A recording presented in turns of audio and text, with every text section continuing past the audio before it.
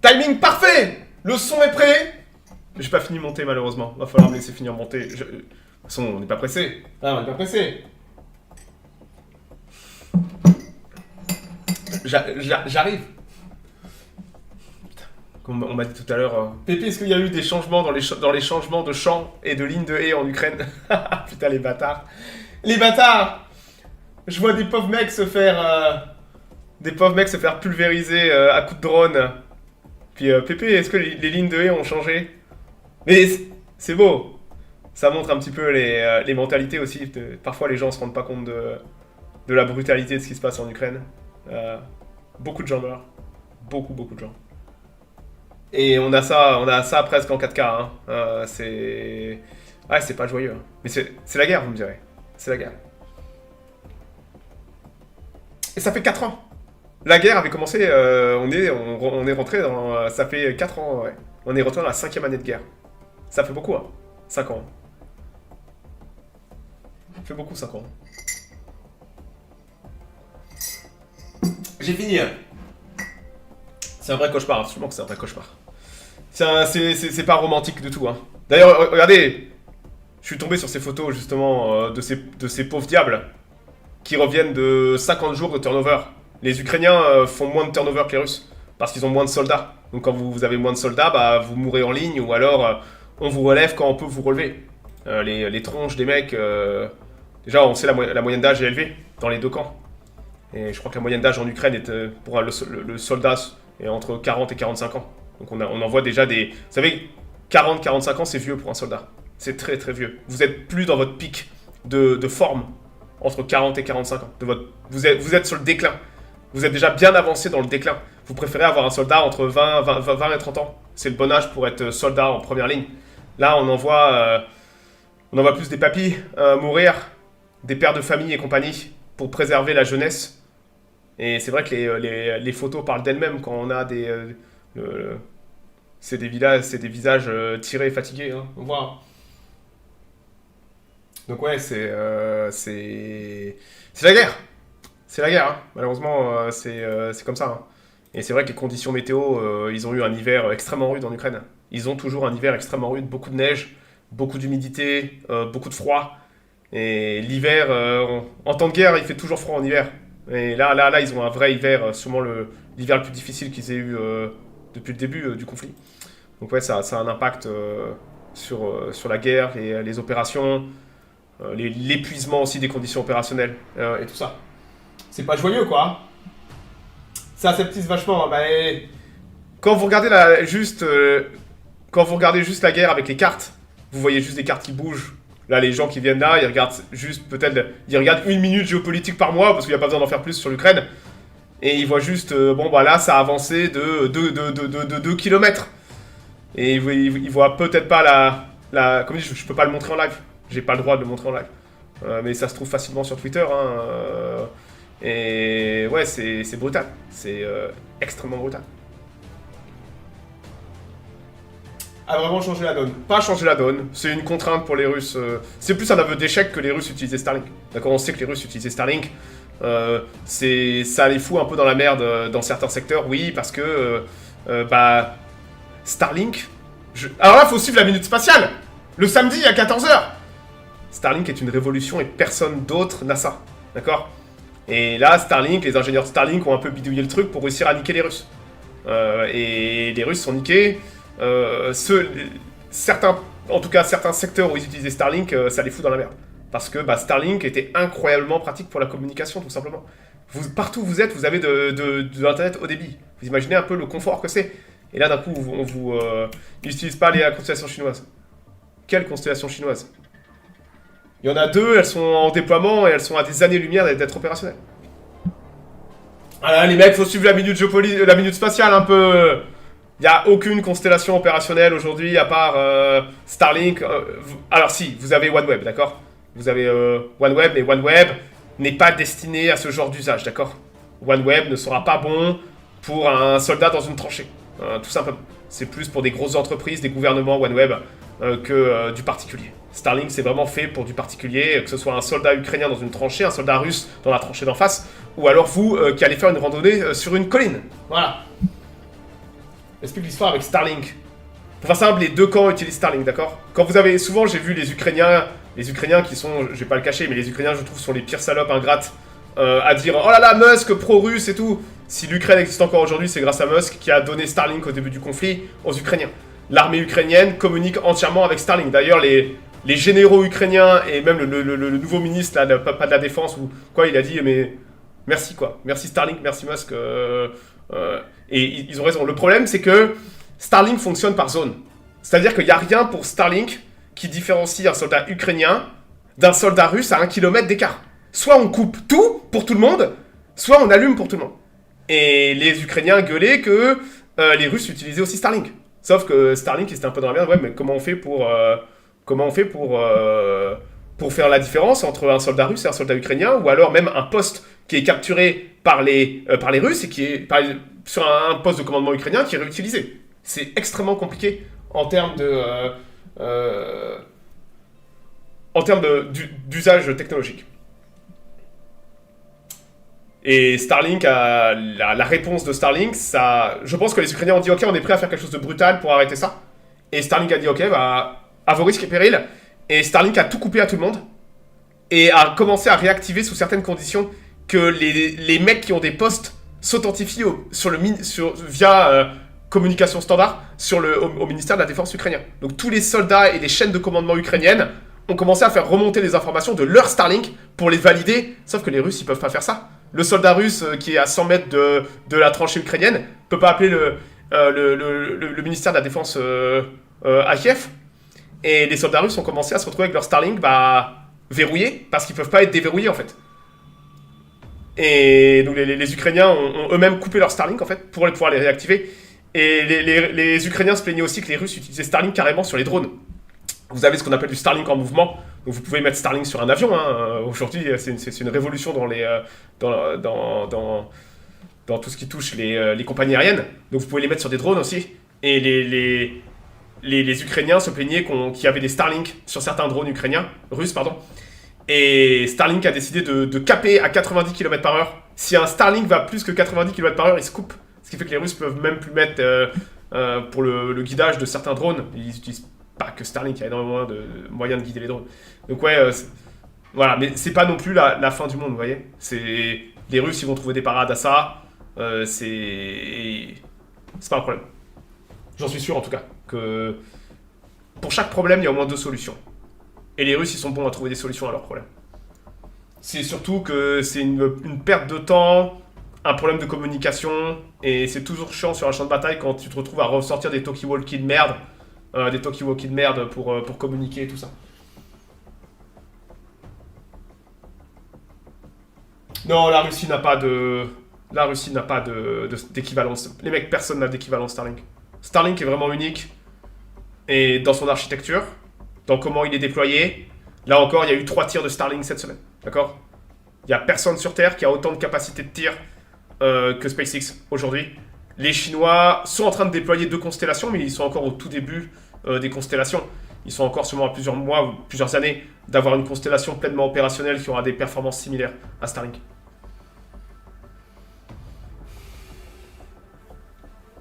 Bon. Passons aux choses sérieuses, les mecs.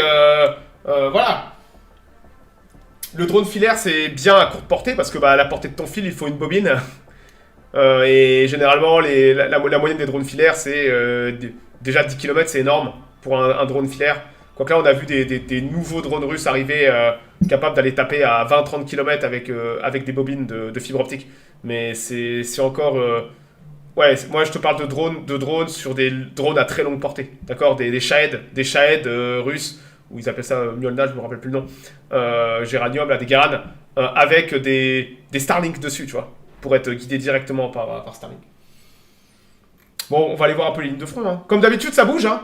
La guerre a toujours l'air un peu statique, mais ça se bat comme des chiffonniers.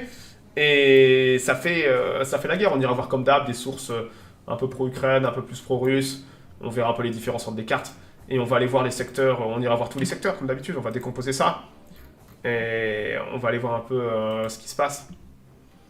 Alors des fois, le fait qu'on n'ait pas de nouvelles ne veut pas dire qu'il se passe rien. Mais c'est vrai que, bon, y a des secteurs, des fois... Là, par exemple, le secteur de Semi, celui-là, pareil, j'ai rien vu passer encore, mais rien du tout du mois. Pourtant, les rumeurs disent que les Russes ont recommencé à pousser vers le sud, mais j'ai vu absolument zéro vidéo, zéro géolocalisation. J'ai juste vu des mecs qui disaient que les Russes reprenaient le grignotage en direction de la ville. Voilà, aucune confirmation, j'en sais rien. Quand on sait pas, les mecs, on sait pas.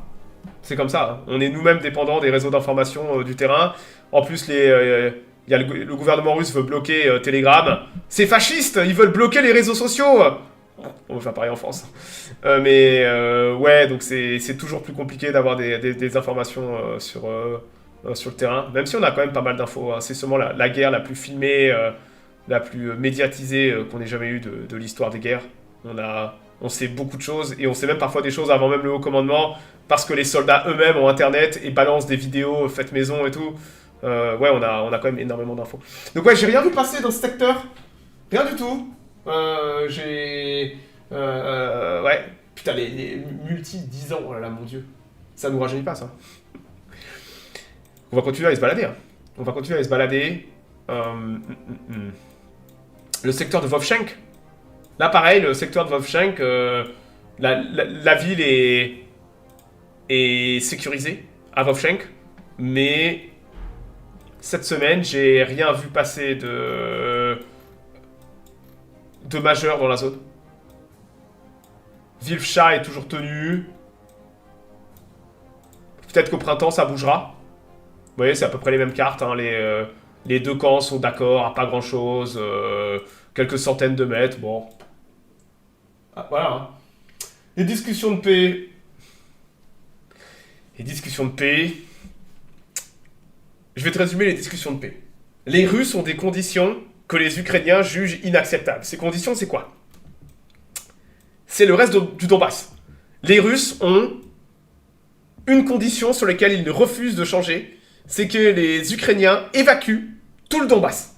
Plus un seul soldat ukrainien. Donc ça veut dire Kramatorsk, Slaviansk, mais aussi les années de lignes de fortification qui ont été creusées dans ce secteur.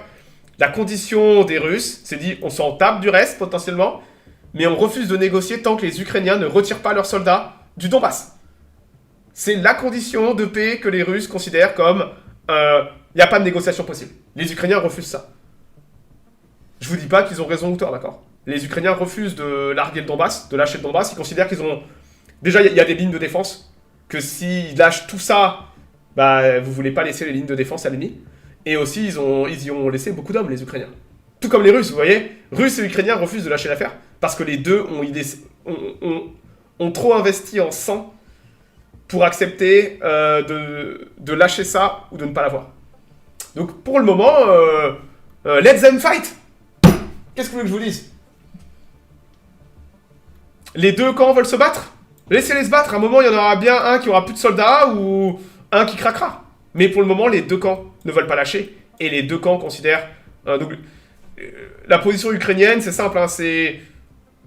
On veut que les Russes lâchent cette condition inacceptable en leur faisant mettre de l'eau dans leur vin. Le moyen de leur mettre de l'eau dans du vin, c'est que les Russes prennent suffisamment de pertes au feu. À un moment, peut-être que les Russes auront trop de pertes ou auront trop de problèmes économiques, j'en sais rien. Et les Russes diront, ok, on va peut-être on va accepter de voir nos demandes à la baisse. Et les Ukrainiens, c'est la dernière carte qu'ils ont. C'est la dernière carte qu'ils ont, c'est ça. Ils espèrent, c'est de l'espoir, qu'à un moment, les Russes vont dire, ok, on est prêt à revoir cette condition à la baisse. C'est là où ça coince. Donc ouais, il reste ça du Donbass. Et c'est limite un problème. Parce que les Russes ont déjà dépassé le Donbass dans certains secteurs et sont en train de manger d'autres oblasts, quoi. Voilà. En ce moment, ouais, écoute...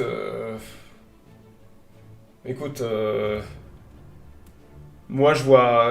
comme je vous dis, moi, les grandes annonces à la Bruno Le Maire, on va mettre l'économie russe à genoux...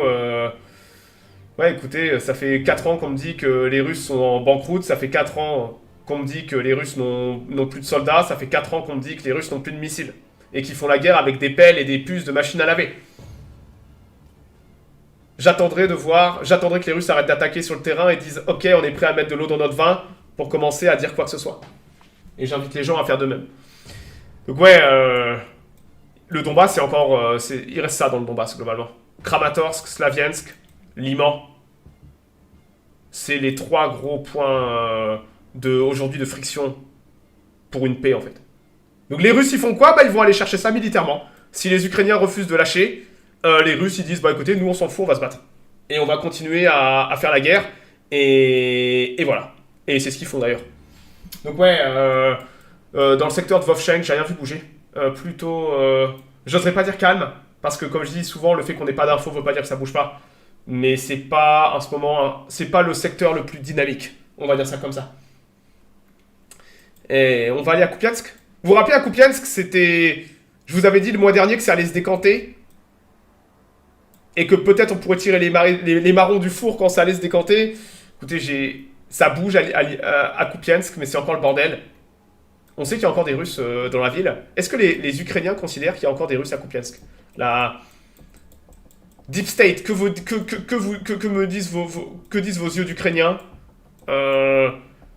Écoutez, regardez. Pareil, Deep State considère qu'il y a encore des Russes dans Kupiansk. Donc comprenez que si depuis un mois, ils sont encore là, ça veut dire que la carte n'est pas aussi sécurisée que ce que prétendent les Ukrainiens. Vous tenez pas un mois encerclé sans aucune logistique. Ça veut dire qu'il y a encore des Russes qui sont peut-être ravitaillés, qu'il y a des infiltrations. Vous voyez les deux différences de cartes? Les deux cartes disent à peu près la même chose, vous savez. Ça dit la même chose. Mais avec des codes couleurs différents et avec un biais plus pro-russe et un biais plus pro-Ukraine. Mais ça dit globalement la même chose.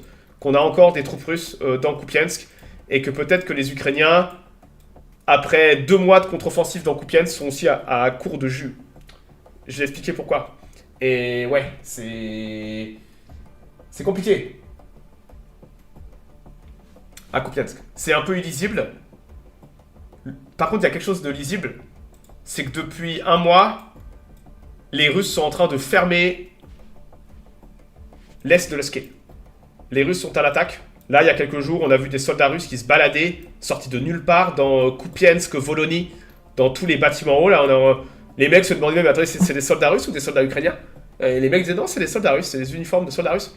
Et personnellement, je pense que là, rappelez-vous, c'est toujours le même problème. C'est de la logistique. Vous avez le skill. Il n'y a pas beaucoup de ponts sur le skill. Le seul point de passage des Ukrainiens sur le skill, c'est ici, qui est sous le feu permanent des drones russes. Pour faire simple, toute la logistique à l'est de le skill, pour les Ukrainiens, est extrêmement compliquée. Et je suspecte que là, les Ukrainiens sont en train d'abandonner toute leur défense à l'est de le skill et de se replier derrière le skill. Ce qui est le choix logique. Vous ne voulez pas continuer à être à court... la position est intenable pour les Ukrainiens.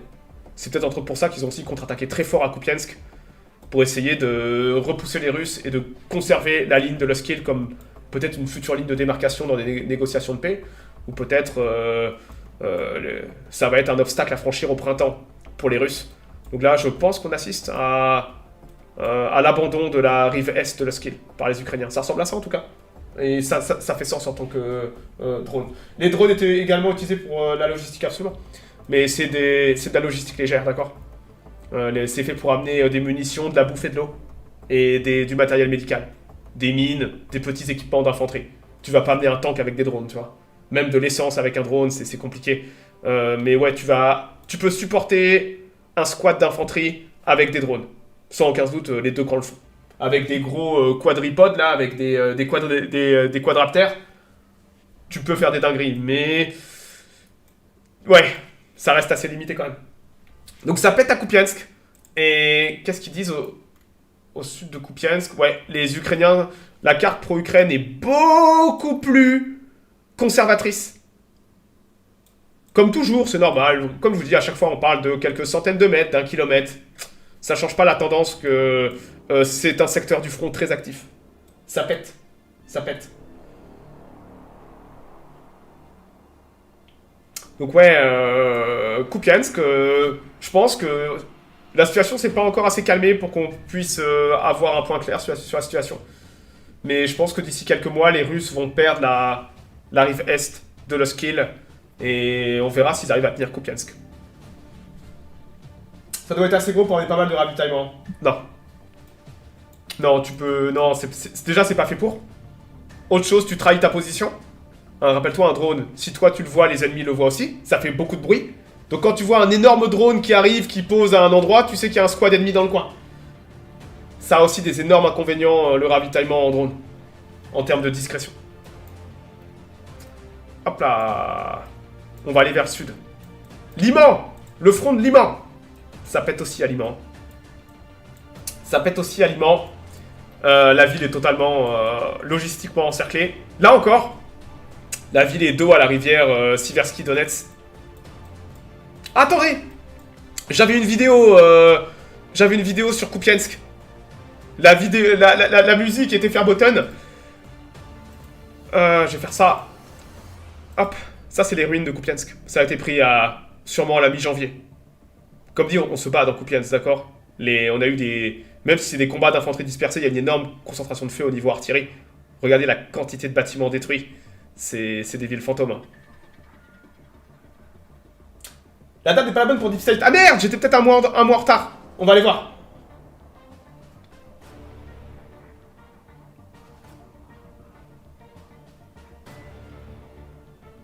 Regardez l'état de la ville. D'ailleurs, je crois qu'on voit peut-être le skill derrière. Mais ça vous donne un petit peu une idée à quoi Kupiansk ressemble.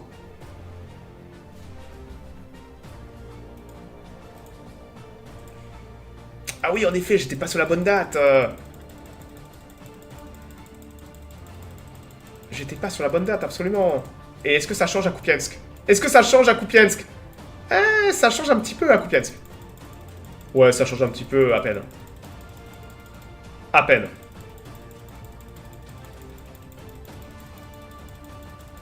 Ça change quasiment rien. Allez, les Ukrainiens sont très très conservateurs. Après, en même temps, bon, c'est leur marque de fabrique aussi. Hein.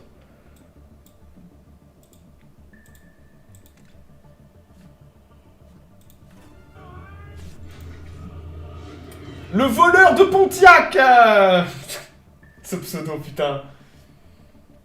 Les bâtiments font... Et figure-toi que les bâtiments soviétiques en béton armé comme ça sont très solides. Il faut leur mettre la race pour que ça explose. Et quand ça s'effondre. Et quand ça s'effondre parfois. Pas entièrement, mais par façade. Donc ouais, vous trouverez plus beaucoup de bâtiments intacts, ni de vitres intactes à Kupiansk. Il y a eu des très violents combats d'infanterie. Et c'est pas encore fini. Il y a encore assez de bâtiments intacts pour... c'est pas encore, vous voyez, un désert comme à Vovchensk. Vovchensk, il y a même plus... il y a plus que des débris. Là, il y a encore de quoi beaucoup se battre. Et ils vont encore se battre, sans aucun doute. 3 mois, mec, tu régales, merci beaucoup. Hein. Les drones terrestres font staff aussi. Oui, absolument. Si on parlait du ravitaillement, oui, aussi. Mais bon, c'est un drone terrestre, il est plus lent. Et c'est... On voit des drones terrestres évacuer des blessés aussi, parfois. Donc ouais, c'est une grande agglomération quand même, Kupiansk. Hein. Grande agglomération. Et rappelez-vous, c'est pas des combats de division contre division à la Stalingrad. C'est que des petits groupes d'assaut qui se battent contre d'autres petits groupes d'assaut dans une très grande ville. Hop là. Donc ouais, c'est le bordel, quoi. Donc ouais, à Kupiansk, on va aller voir à Liman. Donc ouais, la situation de Liman est chaotique. Personnellement, je comprends pas pourquoi les Ukrainiens ne se sont pas déjà barrés depuis longtemps. Mais vous pouvez voir que ils sont dos à la rivière, leur seule route logistique est coupée. On a des incursions russes de plus en plus présentes dans la ville. On sait que ça pète, il n'y a pas assez de soldats à Liman pour tenir toute la ligne. Donc ça s'infiltre. Liman aussi, c'est une grosse agglomération, mine de rien. Un gros nœud de communication. Regardez la gare de Liman. Ça, c'était avant la guerre. Regardez la quantité de trains et tout ça. Donc ça, c'est un gros hub de transport et de com. Et c'est vrai que les Russes ont totalement encerclé la ville maintenant. Et ouais, je pense que Liman va tomber. Ça pourrait aller très très vite. Des fois, ça tient pendant plusieurs semaines, et ça peut tomber en quelques semaines. Il suffit qu'il y ait une incursion qui passe et la défense s'effondre. C'est le problème de la logistique. Quand la pénurie devient trop grave, s'il n'y a plus de munitions, c'est des secteurs entiers qui peuvent tomber très rapidement, très brutalement.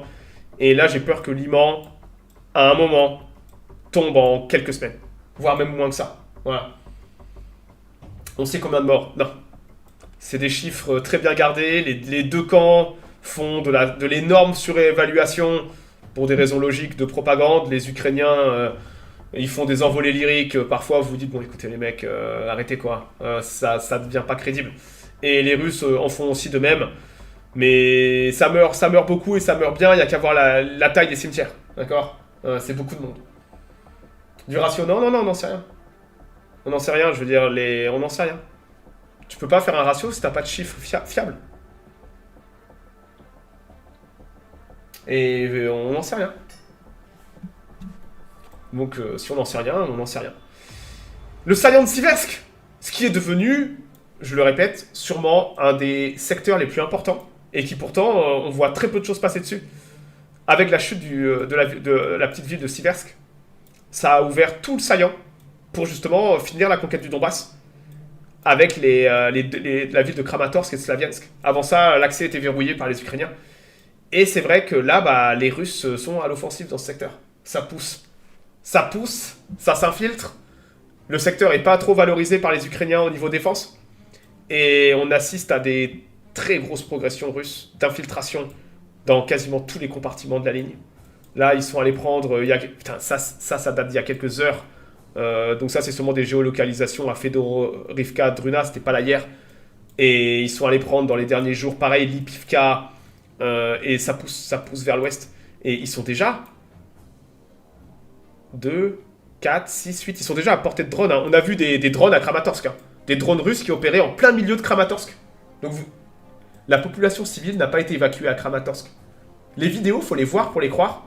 Vous avez des gens dans la rue, vous avez le drone russe qui attend de cibler un véhicule militaire. Vous voyez, vous avez les gens, ils se baladent dans la rue. Vous avez un drone russe avec une charge explosive. Et il attend qu'il y ait un véhicule militaire qui passe. Et il va le cartonner en pleine rue. Devant les gens et tout.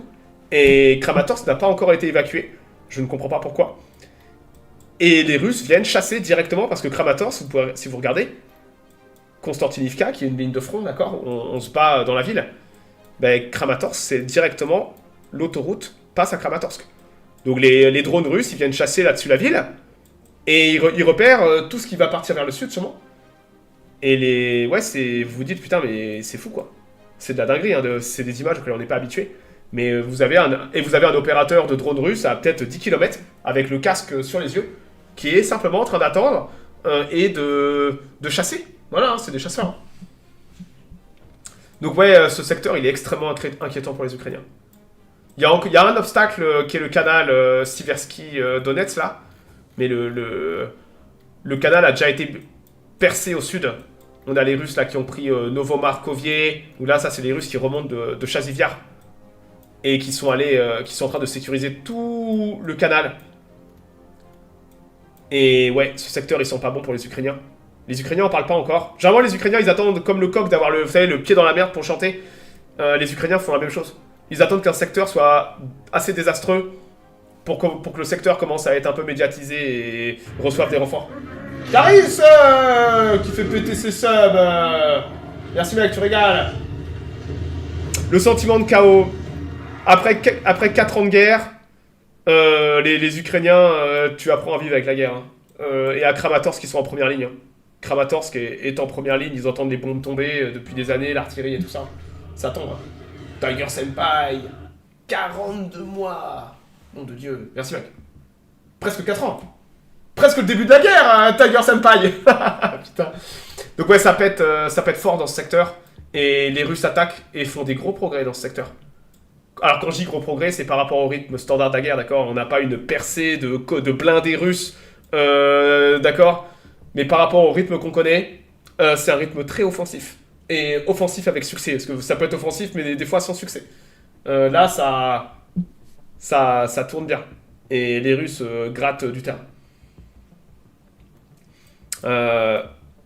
Attendez, Konstantinivka. Donc Chasiviar, on a toujours... J'ai pas vu de progression à Chasiviar. On a toujours une grosse présence ukrainienne sur les lignes de crête. Attendez, d'ailleurs, on va aller voir ce que disent les Ukrainiens dans ce secteur. Je suis curieux de voir ce que disent les Ukrainiens. Ouais, ouais, non, non, écoutez, les Ukrainiens sont même... Les Ukrainiens sont d'accord. On a quasiment, ouais, Kramatorsk, Slaviansk. Ouais, ouais, on est quasiment pareil. Regardez, hop.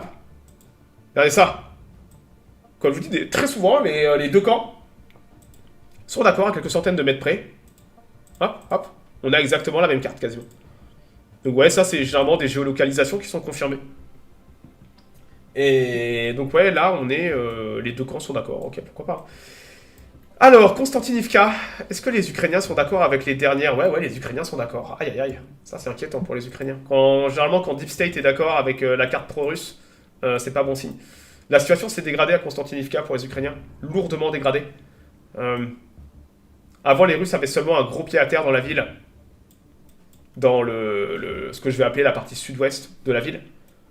Le problème, c'est que les Russes ont maintenant tout verrouillé quasiment. Tout le flanc sud de la ville a été verrouillé. Et ça permet des infiltrations sur toute la ligne. Là où avant, il y avait un secteur de pénétration. Maintenant, on a tout un pan entier de direction qui est ouvert. Et les Ukrainiens n'ont simplement pas là les moyens humains pour empêcher toutes les infiltrations. Donc dès qu'il y a du brouillard, des conditions météo difficiles, vous avez les Russes qui s'infiltrent. Et c'est une ville, Konstantinivka. Donc là, vous avez toute la zone industrielle qui aurait été prise par les Russes. Et ça grignote, ça avance, ça stabilise. En plus, c'est très exposé à une seule route qui rentre, une seule route qui sort. C'est incroyablement exposé au drone, la logistique. Hein. D'ailleurs, très intéressant. J'ai vu passer ça hier. Vous voyez là le Khrushchev Pond. Donc en Ukraine, tout ça, vous voyez, c'est pas des lacs naturels, d'accord? Généralement, c'est des retenues d'eau. Vous voyez, là, vous avez généralement des petits barrages.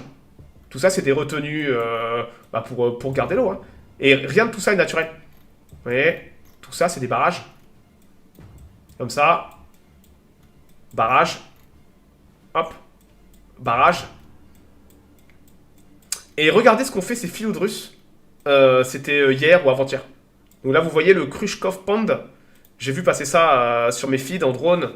Et je suis allé faire un petit peu de repérage pour voir à quoi ça correspondait. Et les Russes sont allés avec plusieurs fabs. Donc ils ont mis le paquet. Donc ça, c'est la... Vous voyez, c'est ça. Non, comme ça. Non, putain. Hop. Hop. Voilà, vous voyez, c'est ça. Pris dans l'autre direction. Donc ça, c'est un drone russe qui supervise les bombes qui tombent, les fabs. Et vous avez les Russes qui ont pulvérisé méthodiquement le barrage. Et vous faites péter le barrage pour libérer les eaux, n'est-ce pas? Et regardez ce que ça donne en vidéo. Vous faites pas ça par hasard, d'accord? Il y a tout le temps une raison. Quand vous déployez des moyens aussi lourds pour détruire une cible, c'est qu'il y a une raison. Et la raison est logistique, les mecs. Totalement logistique, c'est très intéressant. Il faut essayer de comprendre pourquoi on détruit un barrage. Et regardez ce que ça donne. Non, pas celle-là. Plutôt celui-là. Voilà, donc ça c'est pris encore d'un autre drone russe. Après le bombardement. Ça vous donne d'ailleurs un petit peu la météo. Là, on ne voit pas, mais le barrage, le barrage a pété. Hein, et regardez l'eau qui coule.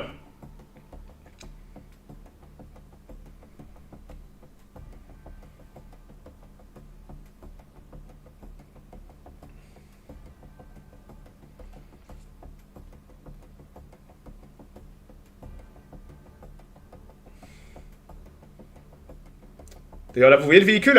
Vous voyez où il pointe? Là, vous avez un opérateur qui chasse. Vous noterez qu'il n'y a jamais de trace de vie. On voit jamais de véhicule parce que tout le monde se planque. Ça grouille de vie. Hein. Mais tout le monde se planque. Et là, regardez, l'opérateur drone, il voit un véhicule. Tiens, c'est quoi ça? On va aller voir. Peut-être un véhicule déjà abîmé. Et on regarde. Peut-être ça a l'air de ressembler à un véhicule civil qui a déjà été abandonné ou peut-être déjà ciblé, détruit ou il a brûlé. Et vous avez un mec.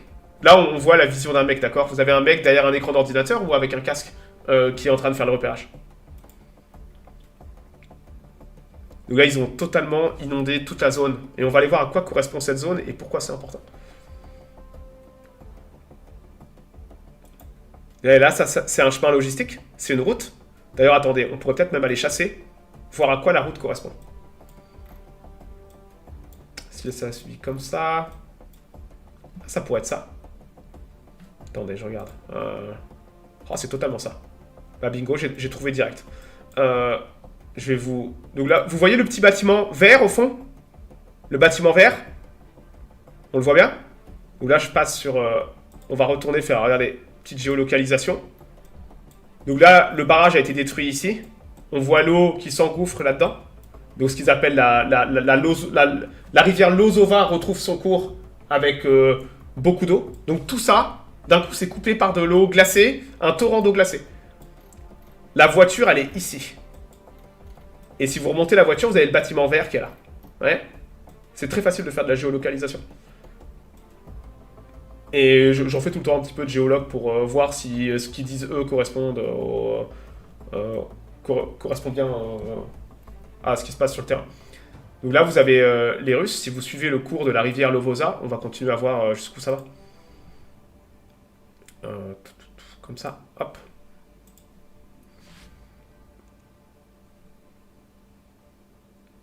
Là, c'est la seule... Vous voyez, quand je vous parlais d'autoroute de ravitaillement, voici la seule route de ravitaillement qui va à Konstantinivka, qui correspond à ça. Hop, vers l'est. Vous la voyez, la route? Voici le seul... Ah non, c'est même pas la route, c'est un axe secondaire. La route est encore derrière. Je me disais bien, il me semblait que la route, c'est une 4 voies.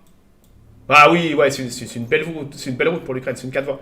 Donc là, c'est un des petits axes secondaires. Un des petits axes secondaires qui suit la route principale. Hop, je la remets. Comme ça, au moins, vous savez à quoi ça ressemble Konstantinivka, vous voyez, ce coin-là. Dégueulasse, hein, vous avez vu la météo? La Rasputitsa, regardez l'inondation. Regardez l'inondation de dingue qu'ils ont provoquée. C'est un truc de fou, hein, parce que là... Il n'y a plus rien qui passe. Là, vous avez les quartiers d'habitation sud.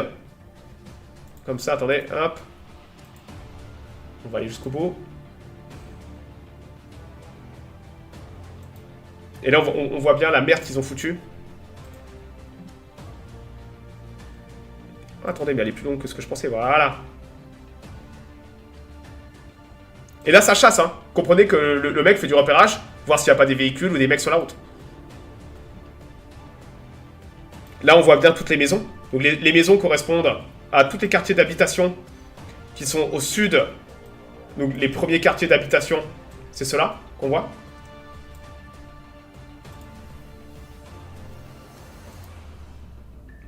Comme ça.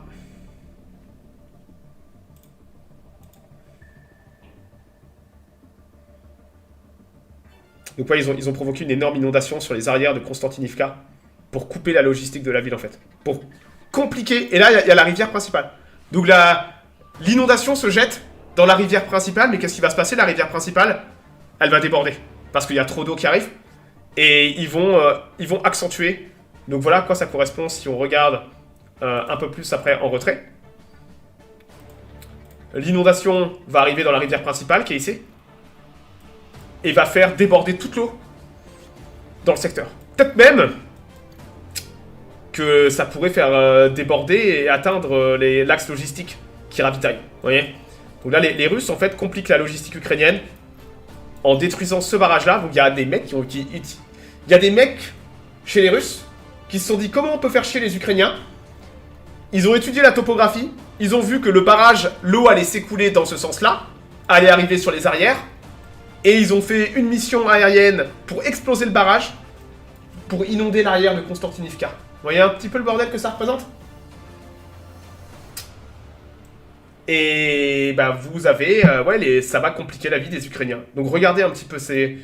Vous avez la ville où on se bat, la logistique à l'arrière qui est inondée, et c'est un calvaire logistique pour les Ukrainiens de comment on fait passer des camions de ravitaillement, comment on fait passer de la bouffe, des munitions, comment on évacue nos blessés, comment on fait venir des troupes fraîches, avec en plus une présence en drone permanente. C'est très très intéressant de voir comment cette guerre fonctionne. Extrêmement atypique aussi. Et là, j'ai une autre vidéo. Regardez. Pareil, prix des quartiers nord. Ils ont déjà plus qu'une entrée et sortie, mais là, ça complique encore plus leur tâche. Après, l'inondation va pas tourner éternellement, le barrage va se vider. Mais il y a beaucoup d'eau dedans, quoi. Et vous avez un peu la vision qu'ils ont, les mecs. Ah, vous voyez tout, hein. Difficile de faire passer un tank. Vous comprenez pourquoi il n'y a plus beaucoup de tanks sur les champs de bataille. C'est que on voit absolument tout. Et là, on voit le lac en train de se vider. Mais il est balèze.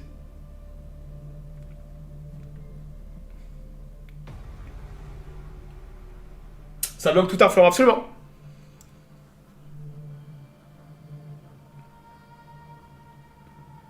Et voilà, la glace a cassé. Vous voyez, c'était gelé, la glace a cassé. Donc ouais, très intéressant de voir ça. Et ouais, c'est chiant pour les Ukrainiens, ça. En termes de logistique, très très casse-couille. Hop là. Donc ouais, on va continuer un petit peu notre balade sur les secteurs. Donc on se bat à Konstantinivka. Et je vois pas les Russes se faire dégager de la ville. C'est toujours pareil, hein. Si vous laissez les Russes rentrer dans la ville et grignoter du terrain, ça devient impossible de les déloger. Après, la situation ne fait que s'aggraver.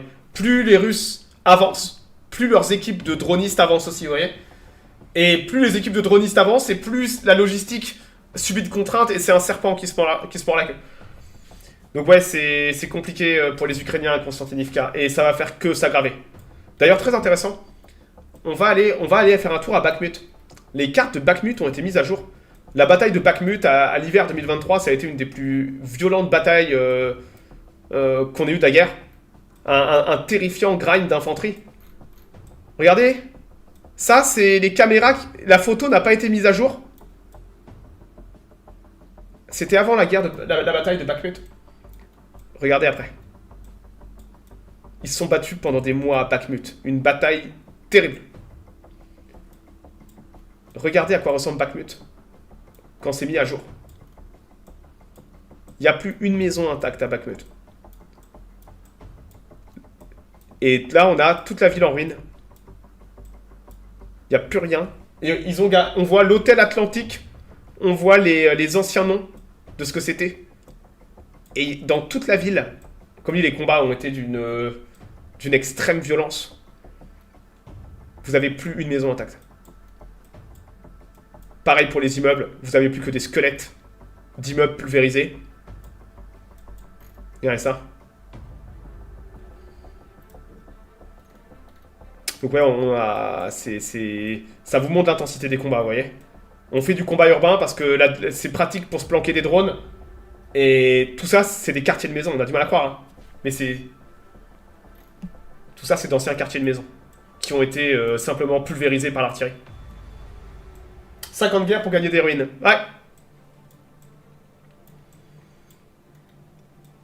Ou perdre des ruines. Ça dépend qui gagne, tu vois. Donc ouais, voilà Bakhmut tout simplement. Donc là, on se bat maintenant à Konstantinivka. Et ouais, violent combat aussi. On verra, ça va continuer à se dégrader, je pense, pour l'Ukraine. Pour l'Ukraine, je vois absolument pas un monde où la situation s'améliore dans ce secteur pour les Ukrainiens. Et ouais, après ça, ce sera direction Kramatorsk. Hein. Mais ouais, je pense que les Ukrainiens vont perdre dans les prochains mois à Konstantinivka. On va continuer à filer vers l'est. La bataille de Pokrovsk était officiellement terminée. Les Ukrainiens ont dit, ok, c'est bon, on a perdu Pokrovsk et Minograd. La bataille est terminée, la bataille de Rodinsky aussi est terminée. Tout ça est désormais aux mains des Russes. Ça a été, comme dit, les Ukrainiens ont pris leur temps. Nous, on le savait depuis un petit bout de temps que les carottes étaient déjà cuites. Mais ouais, et on se bat même désormais à Bilskié.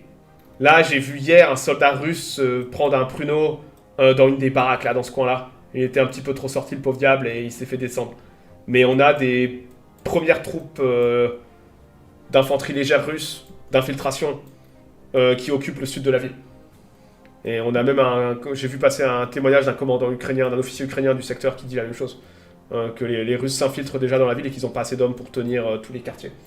Donc ouais, les Ukrainiens avaient contre-attaqué dans ce secteur il y a un bout de temps et avaient dégagé les Russes, les Russes étaient montés très très haut. Et bah, les Russes maintenant, c'est eux qui sont à la contre-attaque. C'est eux qui poussent et c'est eux qui grattent les Ukrainiens. Et ouais, ça regagne du terrain dans ce secteur et comme je dis, la pression sur Bilskié là... Bilski va être la prochaine cible.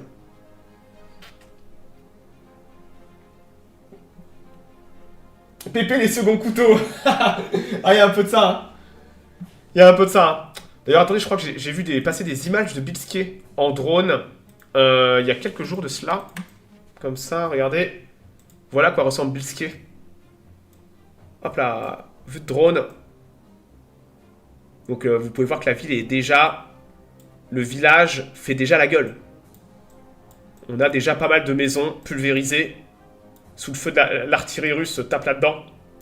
On voit même les obus, regardez, vous voyez au sol les impacts 1, 2, 3, 4, 5. Il y a déjà des quantités absurdes d'impacts. Rappelez-vous que les Russes retournent le front. Hein. C'est la bonne vieille doctrine russe du feu.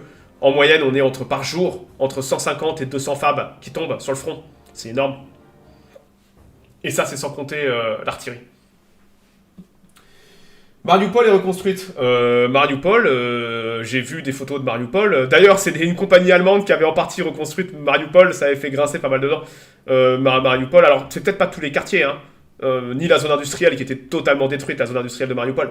Mais à Mariupol, on a des quartiers entiers qui ont déjà été reconstruits pour le coup. Reconstruire, c'est pas dur quand c'est juste pour reconstruire des immeubles, des immeubles à style soviétique, ça va vite. Hein. Donc ouais, voilà à quoi ressemble Bilski. Et c'est pris d'un drone de reconnaissance. Vous avez vu comment on voit bien d'un drone. Impressionnant. Hein. J'en ai un autre comme ça, sûrement le même drone. Mais voilà le nouveau point chaud du front dans ce secteur. C'est Bilski. La raison de pourquoi c'est un point chaud, c'est que derrière, si Bilski tombe, ça ouvre la porte de Dobropilia, qui est encore un gros hub minier, industriel, et les Russes lorgnent là-dessus. Et ouais, c'est la porte d'entrée pour aller prendre Dobrivska. Donc ouais, la bataille de Pokrovsk aura duré presque plus de 8 mois. Ça aurait été un abattoir pour les deux camps. Mais... Ouais, c'est une sacrée bataille. Et on se bat aussi dans Irchne, là, j'ai vu des soldats russes là, qui se baladaient sûrement dans la limite ouest de la ville. Donc il y a des violents combats. Les Ukrainiens continuent de se battre dans ce secteur. Mais ouais, ils ont perdu, ils ont laissé beaucoup de plumes à Pokrovsk et Minograd.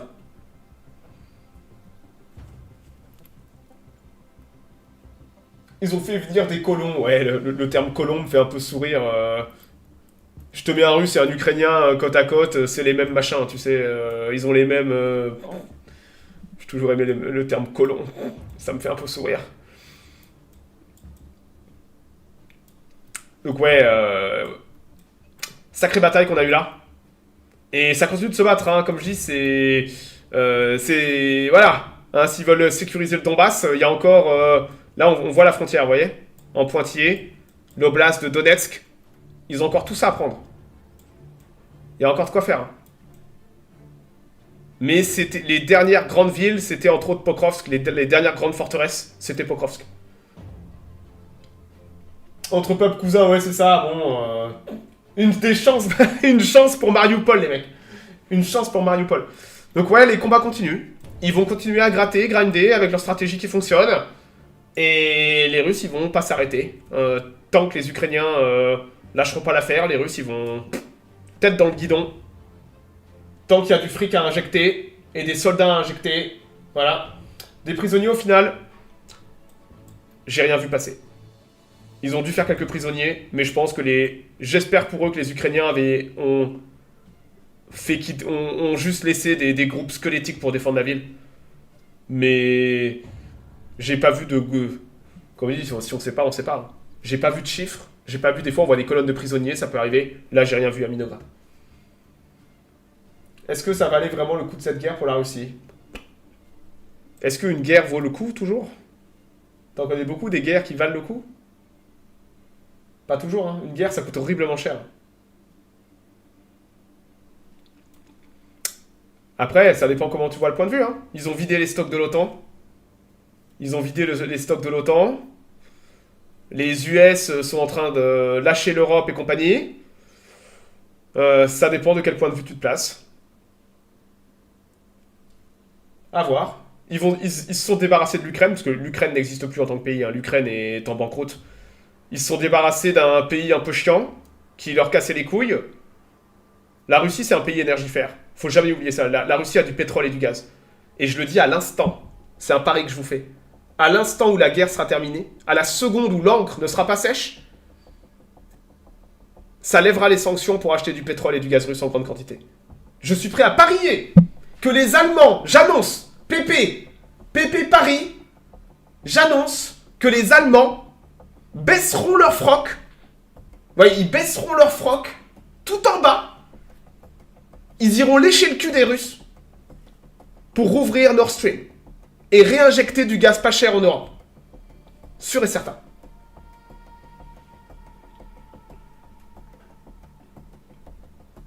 Vous allez voir. Le clip à la situation du traité. Et on verra.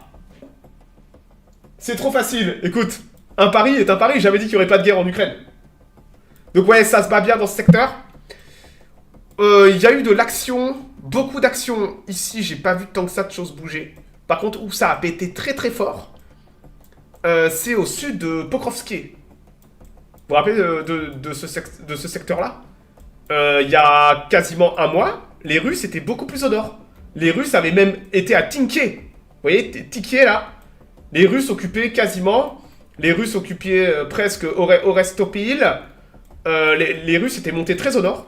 Et quelle n'a pas été notre surprise de voir les Ukrainiens mener une série de contre-attaques avec succès, où ils ont repoussé tous les avant-postes et les infiltrations russes. Et on a même, les contre-attaques ukrainiennes ont même poussé jusqu'à Ternovier, jusqu'à Stepovier. Et très impressionnant de voir les Ukrainiens passer à la contre-attaque dans ce secteur. C'était un secteur un petit peu délaissé. D'ailleurs, on suppose, très intéressant, rappelez-vous, les Ukrainiens ont une pénurie de moyens.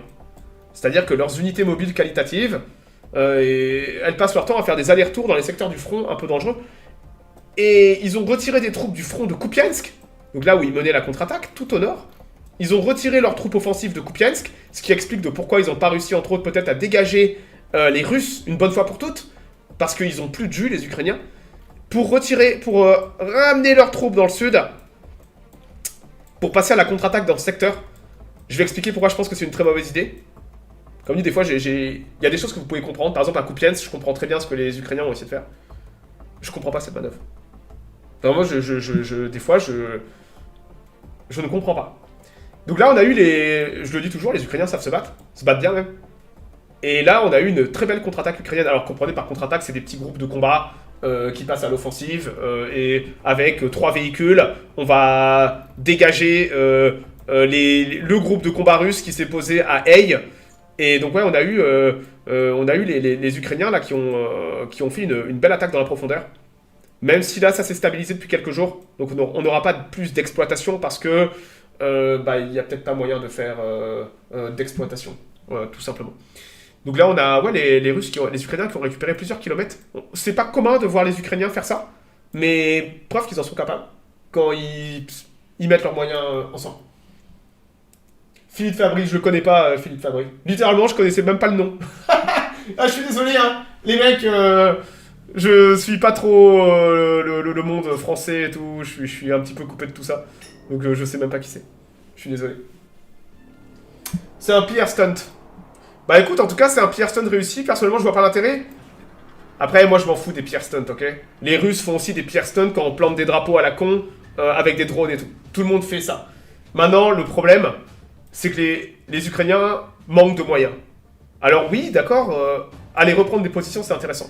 Je comprends pas ici, en fait. Pourquoi ici? Surtout que, regardez, il y a un énorme problème. Le problème, c'est la rivière Vovcha. Je vous parle souvent de logistique et des problèmes que sont les coupures humides. Donc là, les Ukrainiens sont allés contre-attaquer les Russes avec la rivière... Et c'est eux qui ont la rivière Vovcha dans le dos. Vous voyez le problème?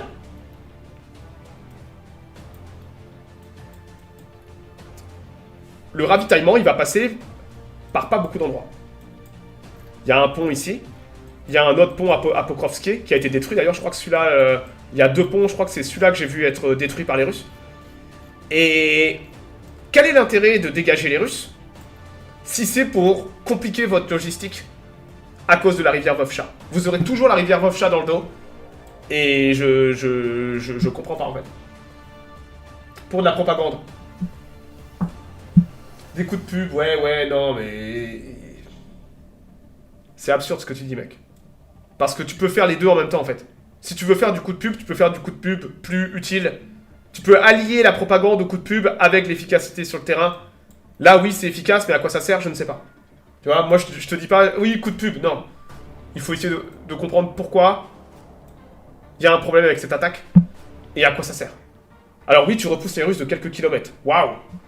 Mais tu compliques ta logistique à cause de la rivière Vovcha. Et bah c'est pas un cadeau en fait. C'est pas un cadeau. Les Russes s'y attendaient pas, bien sûr. Et c'était considéré comme de la zone grise. C'est-à-dire que c'était considéré comme de l'infiltration russe. Donc les Ukrainiens ont stabilisé le front. Mais à quoi ça sert de stabiliser ici alors que vous avez la rivière dans le dos et que la rivière justement serait un bon axe défensif. Voilà. Curieux. Curieux. Moi je m'en fous que ce soit un coup de propagande ou pas, j'en ai rien à péter. Je vous dis juste que ça a eu lieu. À quoi ça sert, je ne sais pas. Surtout que, un peu plus au sud, vous vous rappelez du front de Zapo avec la ville de Orikhiv. La ville de Orikhiv qui est dans une position extrêmement compliquée, puisqu'elle voit arriver des Russes par l'est, par le sud, par est, ouest, sud. Avec entre autres, très intéressant, la ville de Ouliapol, qui était le verrou du coin, qui est tombé. Les Russes ont continué à pousser vers l'ouest. Là, ils sont allés prendre Zalizichny, ils ont stabilisé toute la ligne ferroviaire. C'est ici qu'il aurait fallu contre-attaquer. C'était ici qu'il fallait contre-attaquer. Et il fallait aller reprendre Ouliapol. Sauf que je pense que les Ukrainiens n'ont même pas les moyens de faire ça. Donc on attaque un peu dans le vide, là-haut, pour faire un coup de com', comme dit l'autre. Et... parce qu'on peut pas faire plus, en fait. Donc ouais, on fait une petite opération en grand style. On nettoie, on bute quelques Russes, on va prendre quelques villages. Mais ce secteur-là était pas important. Le secteur important, il est à quelques kilomètres au sud. D'ailleurs, ils ont contre-attaqué dans ce secteur, regardez. J'ai géolocalisé du merdier. Je vais faire ça, attendez, je vais virer. Pour le moral, c'est fort. Ça justifie pas tout, malheureusement. Mais c'est vrai que la question est légitime de à quoi ça sert. À quoi ça sert quitte à utiliser des moyens, il pourrait le faire dans un endroit plus critique. Entre autres à Ouliapol. Regardez. Ça, c'était encore un des petits secteurs au sud où ils ont contre-attaqué. Je vous montre un petit peu le bordel. Donc ça, c'est une contre-attaque ukrainienne prise d'un drone russe. Vous voyez les 3 véhicules qui avancent le long de la ligne 2. C'est intéressant. Hein. Hop. Même photo prise d'un autre angle. Donc là, avec ça, vous pouvez géolocaliser. Voie de chemin de fer. Quand vous commencez à connaître les cartes d'Ukraine, vous connaissez toutes les voies de chemin de fer. Ça m'a fallu 2 minutes pour trouver où c'est. Donc on était... hop là, Ouliapol. Vous avez la voie de chemin de fer. Donc là, on a un groupe de combat ukrainien, 3 véhicules. Généralement, c'est la norme. Vous attaquez pas avec plus. 3 véhicules max. Vous reconnaissez? Hop. Attendez, je vais faire ça. Hop. Donc là, on est juste au nord de Ouliapol. Ah merde, je crois pas que vous ayez vu. Comme ça. Donc là, on était juste. Donc ça correspond, c'est encore un secteur qui est sous contrôle ukrainien. Au nord de Ouliapol. Et on a vu les véhicules tourner à droite. Et sûrement aller contre-attaquer peut-être le village de Varvarivka. Ou alors, je crois qu'on a eu des combats à Oleneko, Stinkinivka. Stinkinivka. Et ouais, c'est une petite contre-attaque ukrainienne. Je pourrais vous montrer la vidéo, mais elle est pas sympa, il y a des gens qui meurent. Les Ukrainiens se font attraper par beaucoup de drones russes. Et voilà. Donc là, vous avez une contre-attaque. Voilà comment la guerre fonctionne en Ukraine. C'est très rare de voir plus de 3 véhicules, russes comme ukrainiens. On envoie des petits groupes de combat attaquer des positions. On espère que ça passe. Et des fois, ça passe pas. Et les 3 véhicules se font démolir. Dedans, vous avez des mecs. Et après, les mecs se font chasser comme des chiens par les drones des 2 camps. C'est pas joyeux du tout ce qui se passe là-bas. Mais c'est le type de combat qu'on voit. Donc là, pareil, j'ai de la même contre-attaque, mais un peu plus au nord. J'avais ces... laissez-moi trouver ça. Pris en plein jour. Là, vous aviez des... regardez. Non, comme ça. Là, c'est un blindé ukrainien avec un drone russe qui chasse. Ça vous donne un petit peu les... ça vous donne un petit peu les... à quoi ça ressemble, vous voyez. Les porcs épiques à la Mad Max. Les deux camps font ça pour faire détonner les drones avant. Voilà comment ça se passe, les combats. Ça, c'est pris de drones, les mecs, c'est des charges explosives, d'accord. Les drones voient ça et puis on envoie chasser. Là, vous avez encore 3 véhicules. C'est encore une autre contre-attaque, seulement plus au nord. Hop là. Donc, voilà comment la guerre fonctionne. Donc là, on a eu, c'est rare de voir les Ukrainiens faire de telles petites contre-attaques. Mais ça arrive. Ça arrive. Est-ce que c'est utile? Personnellement, je pense que non. Je pense que, je le répète depuis souvent, mais je trouve que dans le haut commandement ukrainien est le meilleur allié des Russes parfois. Vu comment leur proportion à sacrifier des précieux moyens blindés et hommes dans des objectifs pas inutiles, mais je le pense en tout cas. Et là encore, je ne comprends pas ce qu'ils font. Des fois, je suis capable de dire pourquoi les gens font des choses, parce que tout est logique. Mais il y a des gens dans le haut commandement ukrainien qui sont pas logiques, et je ne comprends pas leurs actions. Peut-être parce que je suis pas le couteau le plus affûté du tiroir aussi, hein. Peut-être que ça fait partie d'un master plan que je comprends pas. Mais en tout cas, je comprends pas.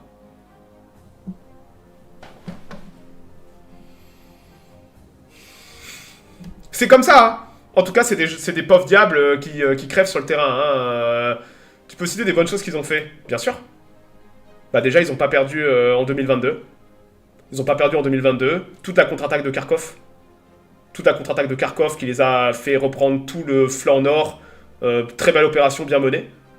En termes de surprise et de mobilité. Si tu veux jouer à ce jeu-là, je peux aussi te dire beaucoup de choses que les Russes ont échoué, hein. Fais attention à pas trop laisser ton biais pro-russe rejaillir. Les deux camps font beaucoup d'erreurs. Les deux camps font beaucoup d'erreurs. Et les Russes peuvent se permettre des erreurs parce qu'ils ont plus de moyens. Je te paraphraserai Winston Churchill qui disait à la guerre, celui qui perd. À la guerre, tout le monde fait des erreurs, c'est celui qui en commet le moins. Mais les Russes font aussi énormément d'erreurs. Qui leur coûtent très cher. Mais ils peuvent se permettre ce que les Ukrainiens ne peuvent pas se permettre. Et ouais. Là, vous avez les Ukrainiens, je comprends pas pourquoi ils font ça. Autant aller planter un drapeau avec un drone et dire c'est à nous que de perdre des véhicules bêtement dans des contre-attaques qui m'ont l'air vraiment inutiles. Ouais, je sais pas. Donc ouais, ça pète dans ce secteur. Ça pète dans ce secteur. Très fort. Les Russes sont à l'attaque. Parce que c'est... Vous avez vu comment ça avance? Le but est de couper Orikhiv. Vous la voyez la route logistique là? Les Russes veulent ça, les mecs. Les Russes veulent ça. Ils veulent couper la route logistique nord de Orikhiv. Et pour ça, il faut être à 8 km.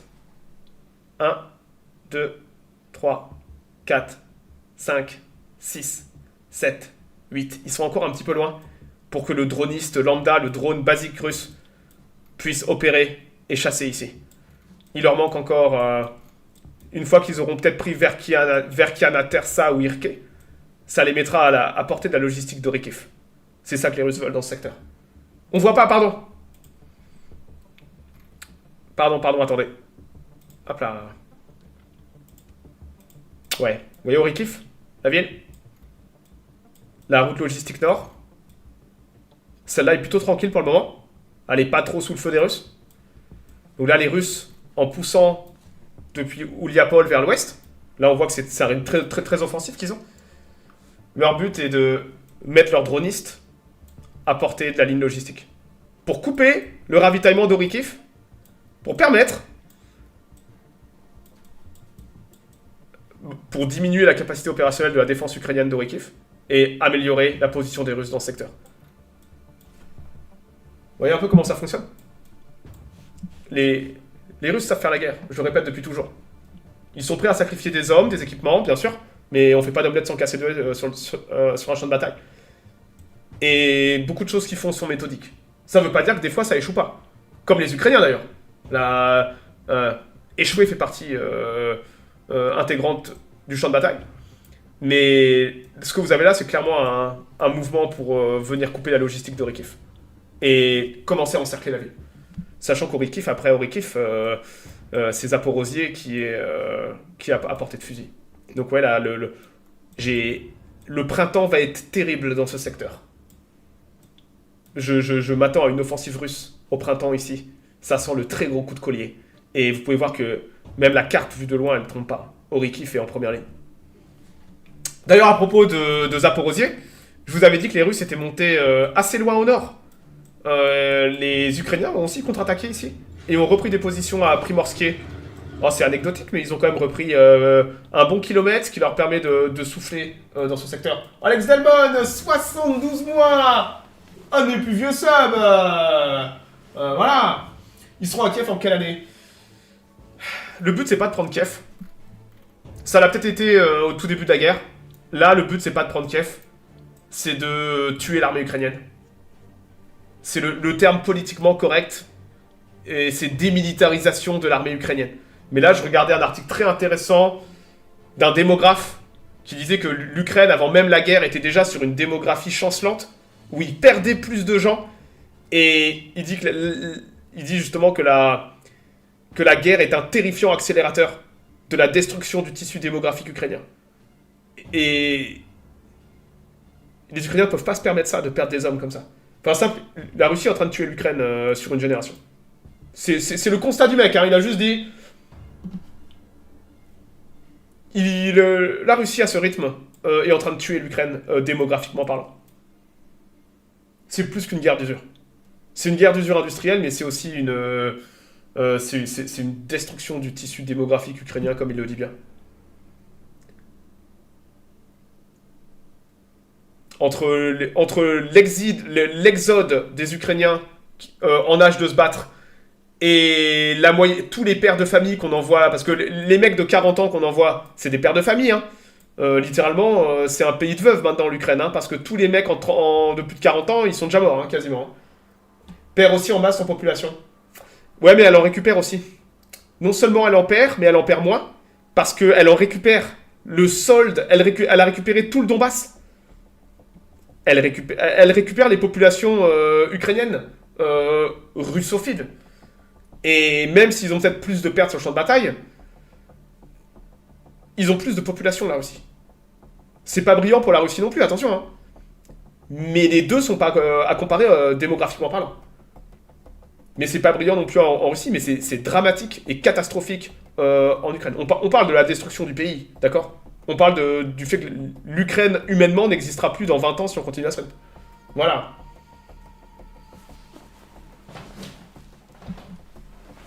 Les Russes ont des problèmes de natalité. Ouais, mais pas à ce point. Pas à ce point. Les deux pays sont pas comparables au niveau démographique, les mecs, hein. C'est ça le truc. La Russie a beaucoup plus d'habitants que l'Ukraine.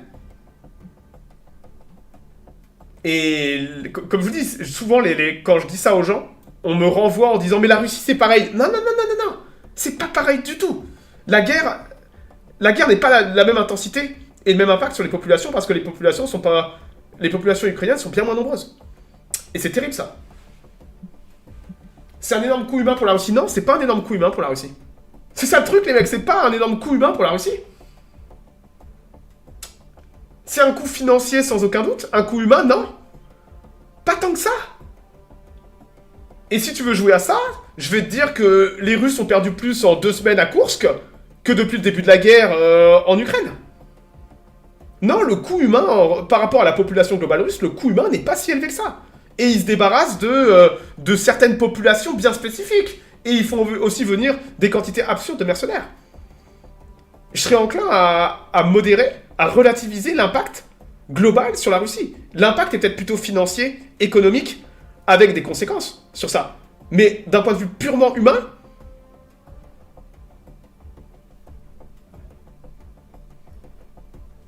je suis pas d'accord.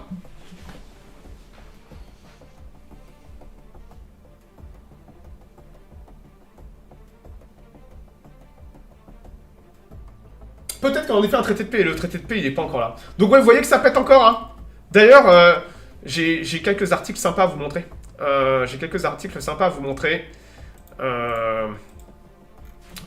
C'était... alors, je répète souvent, à qui veut l'entendre, le taux de fécondité russe maintenant n'est pas à celui de 45... Absolument. Ah non, mais je te dis pas que tout va bien en Russie.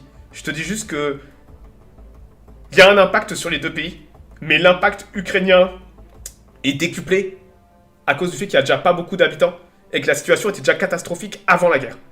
La Russie peut mieux absorber ça parce qu'elle a un plus grand pays avec plus de monde que l'Ukraine. Et l'Ukraine n'a pas cette chance. Ce qui fait que pour un mort de chaque côté, l'impact n'est pas le même. Tout simplement. Donc ouais, il y a un article qui est sorti très intéressant.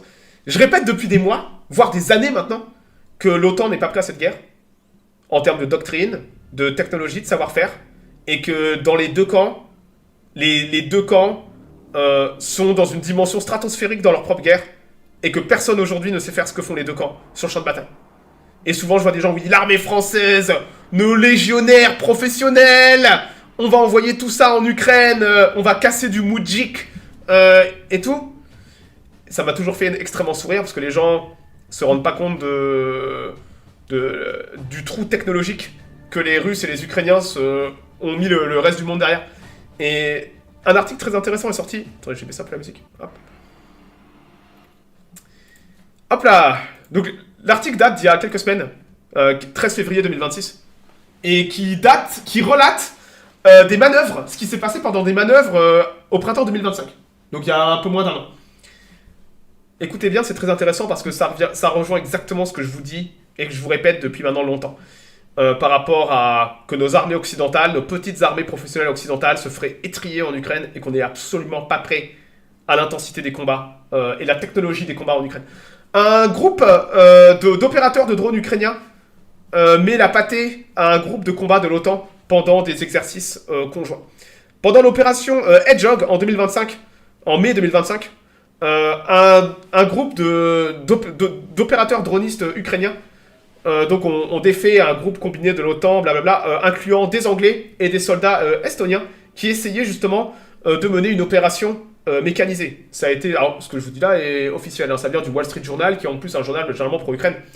Les exercices Hedgehog 2025 ont mis en commun près de 16 000 hommes de 12 pays de l'OTAN qui se sont entraînés aux côtés d'opérateurs de drones ukrainiens, incluant entre autres du personnel qui avait été retiré des lignes de front, donc des vétérans les mecs. Oubliez jamais, je le répète toujours, aujourd'hui les deux armées au monde qui ont le plus de vétérans, c'est l'Ukraine et les Russes. Et l'expérience sur le champ de bataille vaut tout le professionnalisme du monde.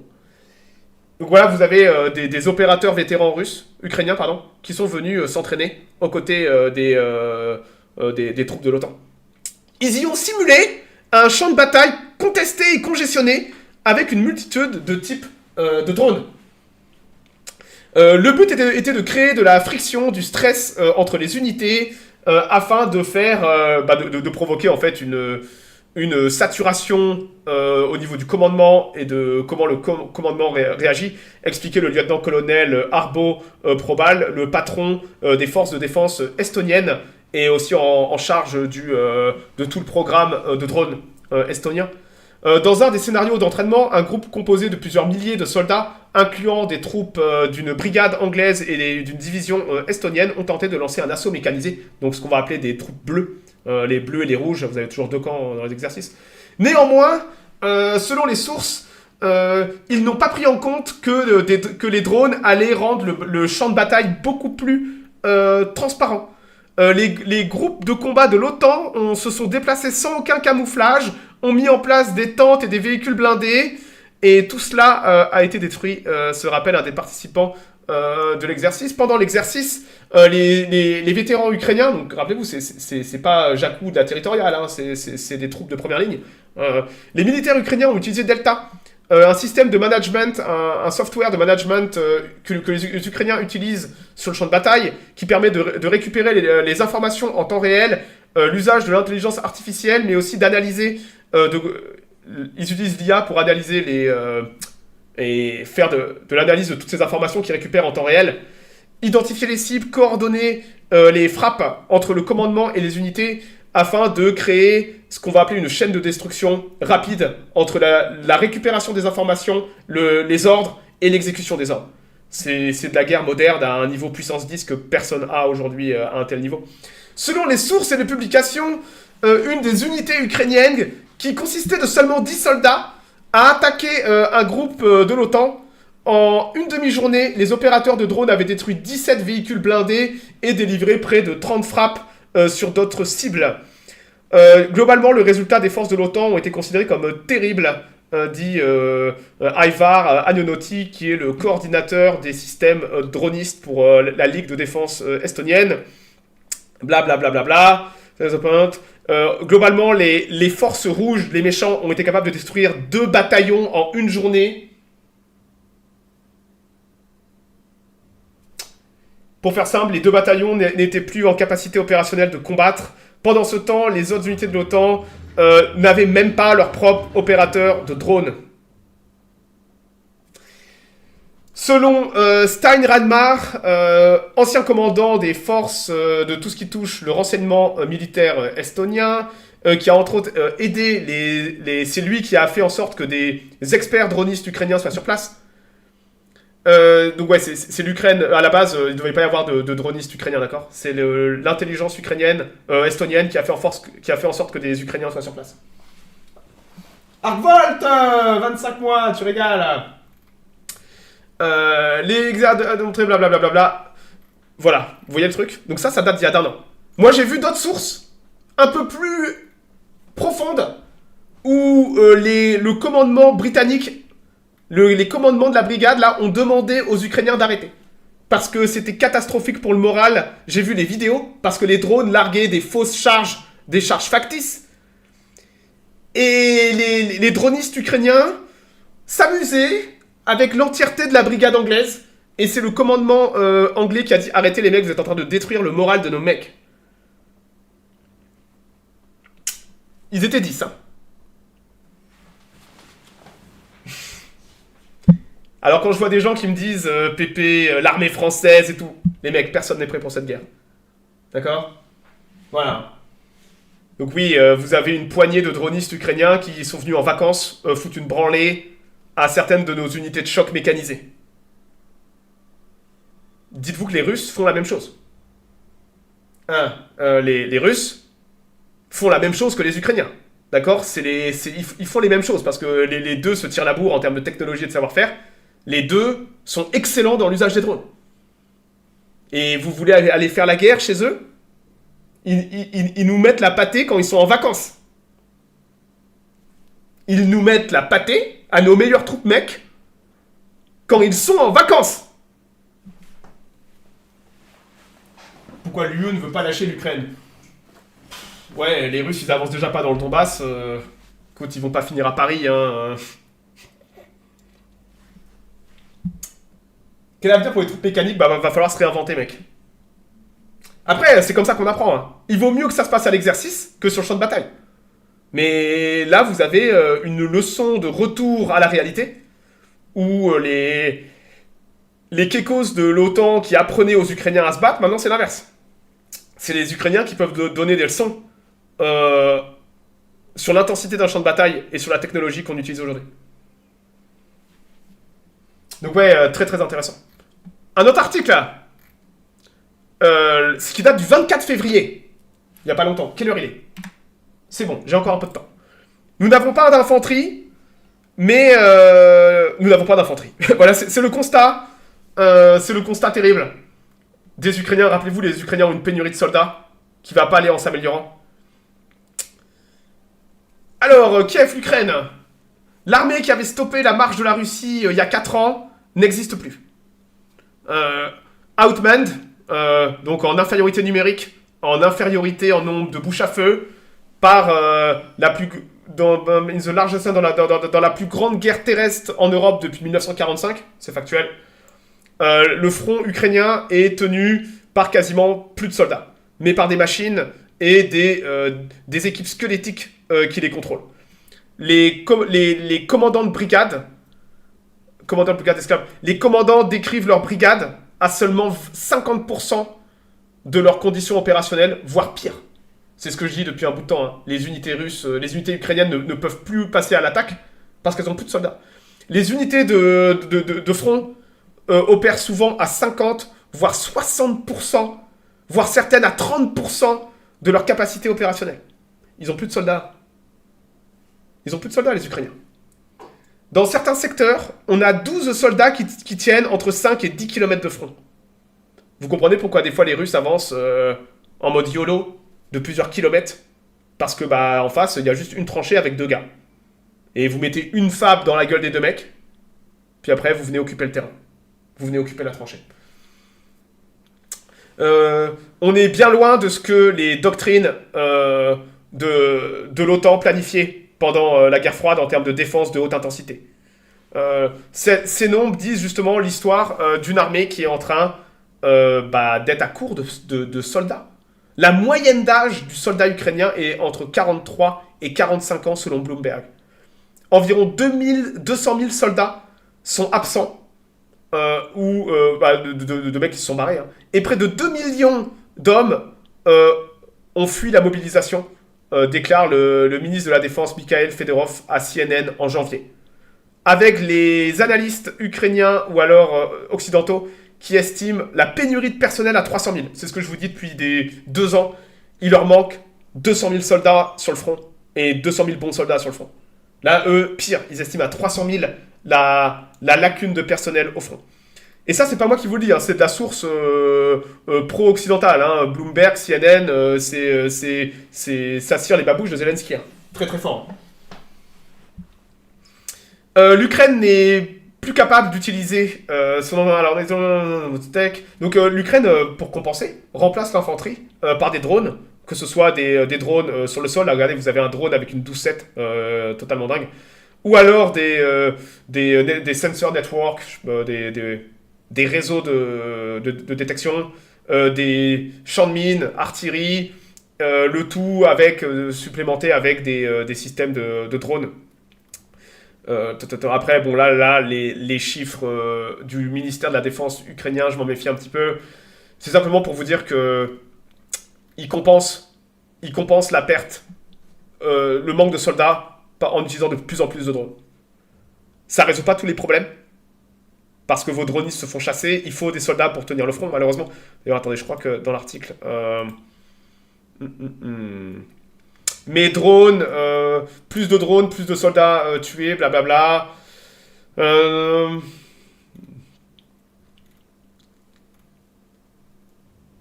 Infanterie is dead. La 28e brigade a déjà déplacé 28% de ses services de logistique du front sur des systèmes robotiques. Très intéressant.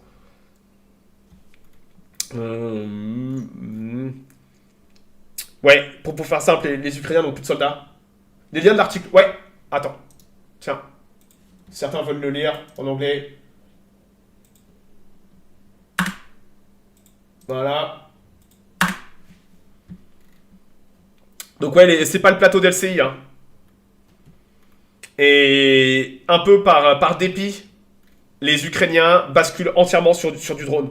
Parce qu'ils n'ont plus de soldats pour tenir la ligne. Et ils essaient de créer une kill zone. Une kill zone de 10-15 km où les Russes ne peuvent pas avancer.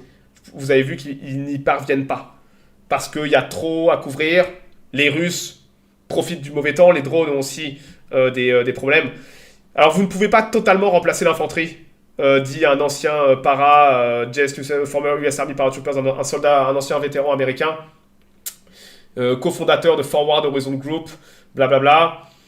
Les systèmes de drones ne peuvent pas tenir à eux seuls le terrain. Il a raison en ce moment. Et il a raison. Mais vous avez crew, blablabla. Donc ouais, l'article est intéressant et il vous parle justement de systèmes de drones. Bon, moi je vous le résume rapidement.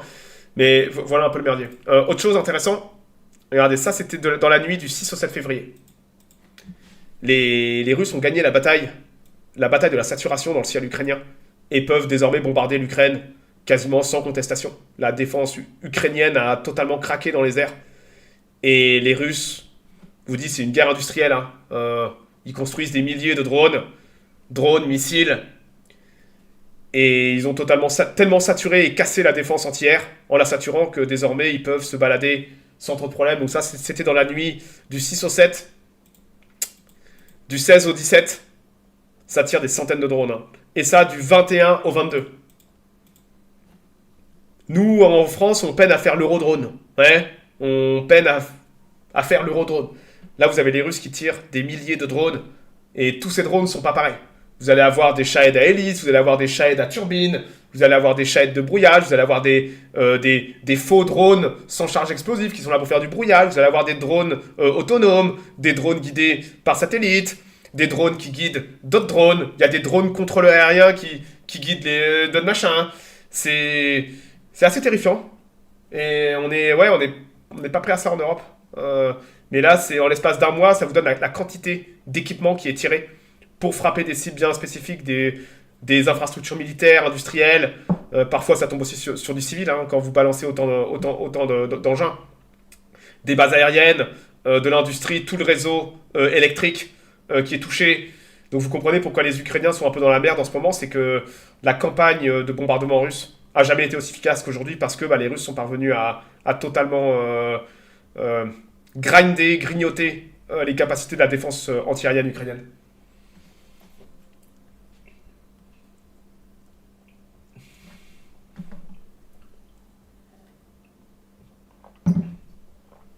On voit pas réellement des avances. Bah écoute, si on voit pas réellement des avances, alors il n'y a pas de problème à ce que la guerre continue. Il pose une question intéressante. Les avances par rapport à la taille de l'Ukraine. Par rapport à la taille de l'Ukraine, on voit pas vraiment d'avance. Attendez, ah merde, j'ai plus malheureusement ma carte. Attendez, on va faire ça. Ah, c'est un constat que je vois souvent dans la bouche de certains commentateurs occidentaux ou pro-Ukraine qui me disent « Mais Pépé, on voit pas la différence parce qu'on regarde de très loin !» C'est vrai. Mais déjà, je le dis toujours, tous les kilomètres carrés ne se valent pas.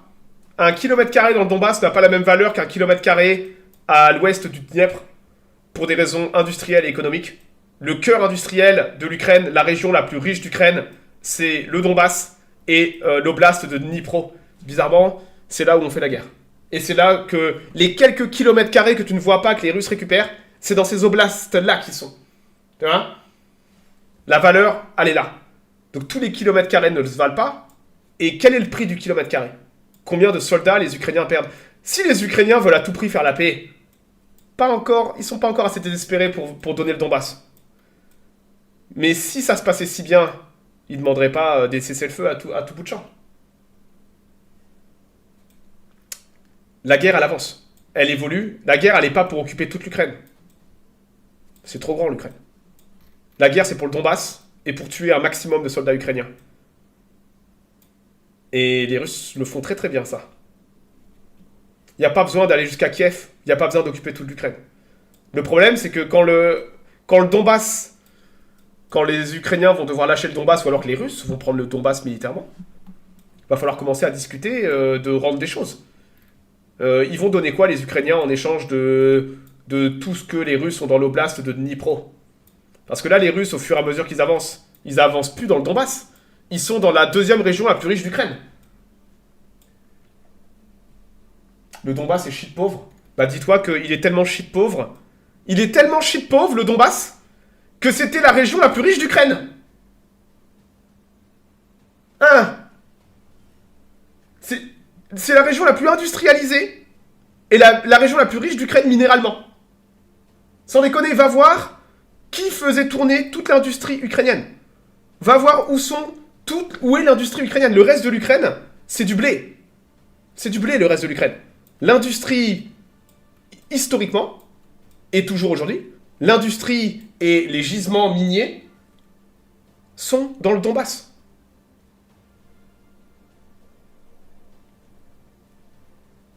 En full désindustrialisation. Mais ça change quoi au fait que c'est toujours riche? Tu peux être désindustrialisé, mais encore avoir les mines de charbon et le tout opérationnel. J'ai littéralement fait une putain de minute géopolitique sur les ressources minérales du Donbass. Il y a du fric là-bas. Beaucoup de fric. Donc c'est pas dose pépé. C'est que par rapport au reste de l'Ukraine, c'est le Donbass qui était le plus riche. Donc oui, tu peux me dire, le Donbass est pauvre. Mais dis-toi que le reste de l'Ukraine est encore plus pauvre que le Donbass. Pareil en termes de densité de population. L'oblast le plus peuplé avant la guerre, c'était le Donbass.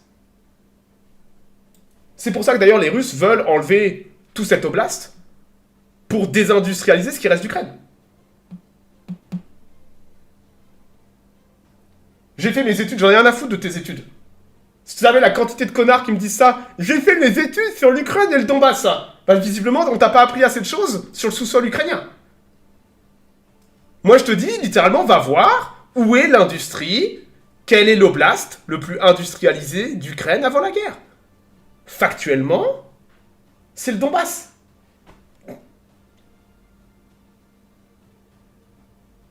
Une tôle à l'OTAN. Ouais, attends, je te le montre. Ça reste la région la plus stratégique, bien sûr.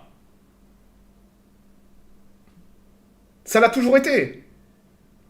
Parce que c'est là qu'est le pognon. Même si ça veut pas dire que c'est pas désindustrialisé et pauvre. Mais le fric, il est là. Attends. Bingo. Et voilà pour l'autre article, pour ceux que ça intéresse.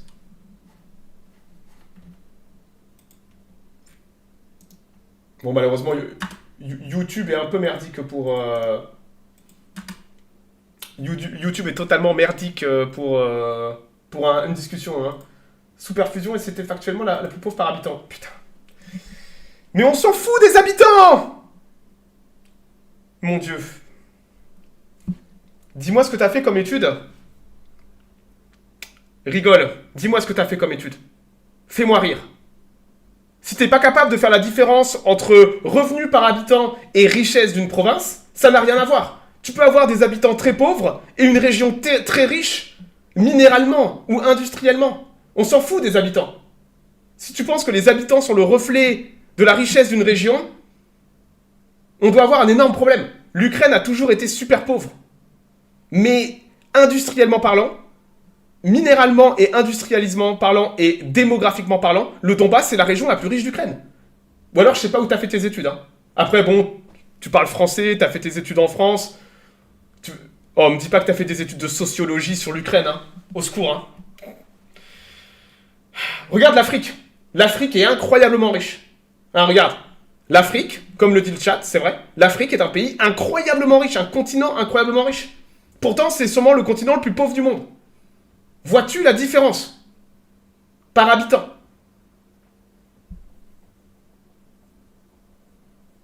Je sais pas comment expliquer ça aux gens. Je sais pas comment expliquer ça aux gens.